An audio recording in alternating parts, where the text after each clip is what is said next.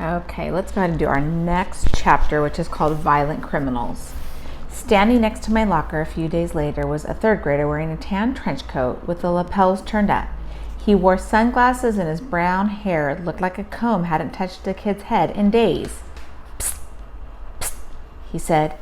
You Amy Ann Ollinger? Yeah, who are you? Weeby, he said. Nikolai Weeby. He leaned closer. The red dog barks at midnight, he whispered. What? He frowned. It's a code, a spy code. Well, it's a not very good code if only one of us knows it, I thought. But I didn't say it. The boy sighed. I'm looking for a book. A secret book. A spy book. You mean Harriet the Spy? Shh, he said. He glanced around like there were spies everywhere. It's checked out, I told him. I opened the BBLL, the banned books locker library, to show him. There were only 6 books left on the shelf. Everything else had been checked out, and even after I had added another 12 books from Mrs. Spencer's new list. Mostly with Danny's help. He knew all kinds of people who had copies at home. I could put you on the list, I told Nikolai. I pulled out the clipboard where people could reserve a book and had him add his name.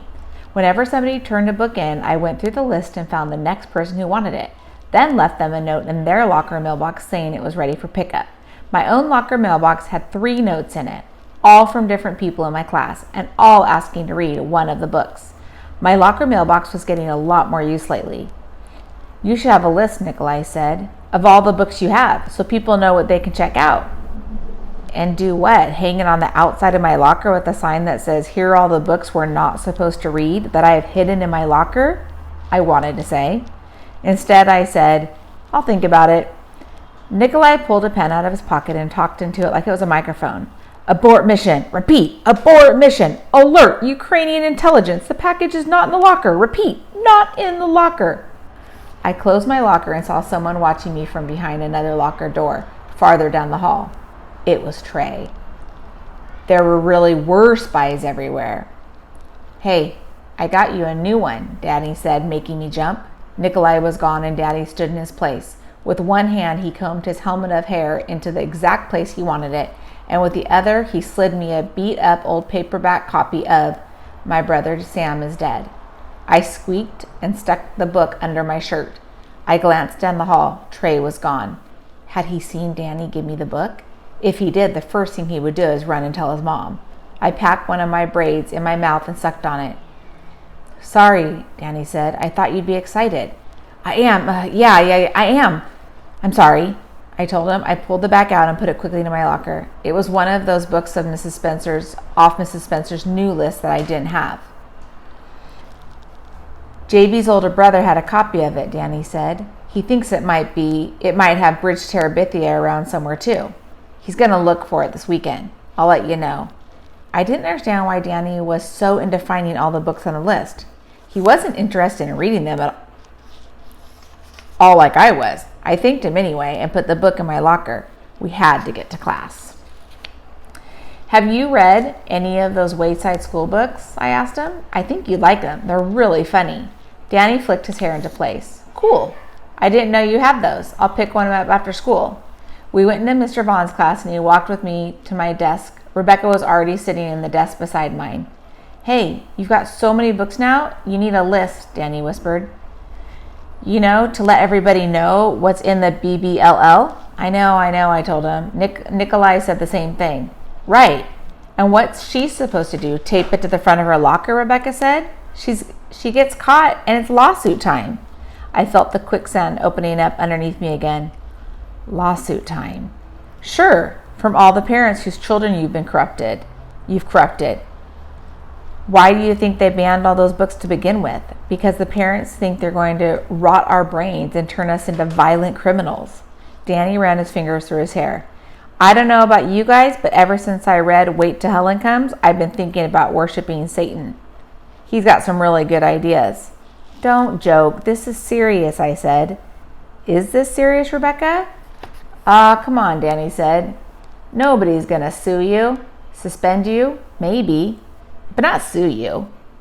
Definitely suspended, Rebecca agreed. The quicksand turned into water and I sank to the bottom, desk and all. I'll read one more chapter. Juvenile delinquents. Although all through math, I sucked on my braids and imagined all the awful things that would happen if I got caught with all those books in my locker. Every parent at Shelburne Elementary would line up to sue me. My dad would lose his bricklaying business. My mom would lose her job. We'd have to sell our house and move to a different city. My sisters would have to be sold to medical research companies. Well, wouldn't it be all so bad? I was overacting and I knew it. What I was doing wasn't exactly illegal. The school board had just said that Mrs. Jones couldn't loan out those books. They didn't say I couldn't. I still wanted to loan out the books, but I didn't want to get caught. So how was I going to let people know what books I had to check out? If I didn't have a way of telling the other kids what I had, they wouldn't know to ask for them, and nobody would read them. Then it would be all for nothing. And then I had it. Why not tape a list of the books I had on my locker? I just didn't have to call it that. During language arts, I used one of the computers to type up a list and I taped it to my locker after school. At the top in big capital letters, it said, "Books banned at Shelburne Elementary."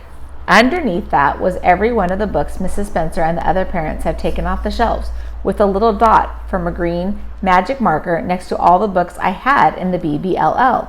Once everybody knew how to read it, I could just add a new green dot to any book that got added. Presto! Looking at the list again, I realized there were still a lot of books I needed to add, and Danny was running out of people to ask.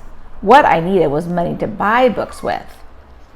Bake sale, Rebecca said. Of course, I said, a bake sale. Every time we wanted to raise money to help build a well in Africa or to support the Red Cross after a hurricane, we had a bake sale.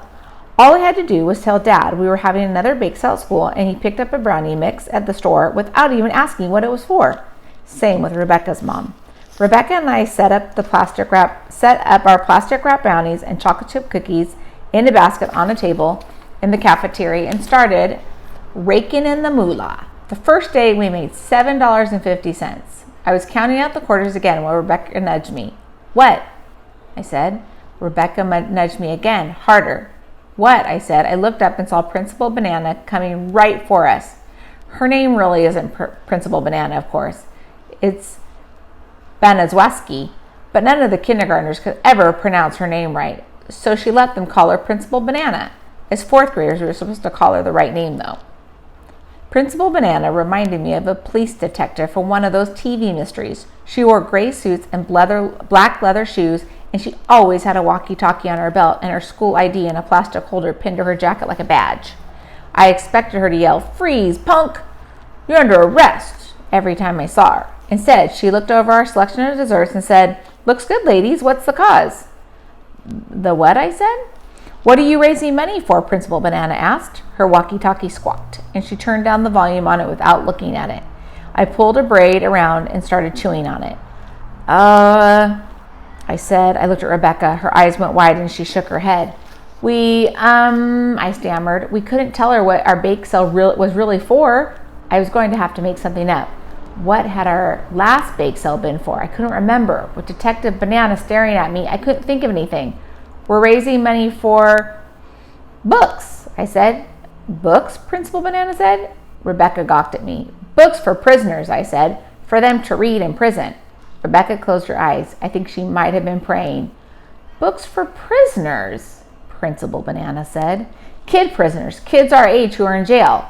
Under the table, Rebecca started hitting me in the leg with her fist. You mean juvenile delinquents, Principal Banana said. Yes, I said, juvenile delinquents. We're raising money to buy books for juvenile delinquents. That sounded good. Well, that's very noble of you, Principal Banana said. I'll take 2 cookies. She handed over $1, and I had to kick Rebecca to get her to open her eyes and take the money. Rebecca turned on me the second Principal Banana was gone. Books for kid prisoners to read in jail, she said. Well, what was I supposed to say? We're raising money for the homeless or the animal shelters or the food bank? Where were all these great ideas when she was asking? I said. Well, I thought you would think of something else besides, what we're actually raising money for, Rebecca said. Oh, yeah. Well, you just wait till Helen comes, and then you'll be sorry for picking on me. Rebecca and I busted out laughing. I'm sorry, all right, I said. Every time I see Principal Banana, I think of the police. It makes me nervous. Well, at least you didn't lie to her, Rebecca said. We are raising money to buy books for juvenile delinquents. Us. All right, guys, I will post this today, and then I will post another chapter tomorrow. Hope you guys are liking the story so far. All right, have a good day. Bye.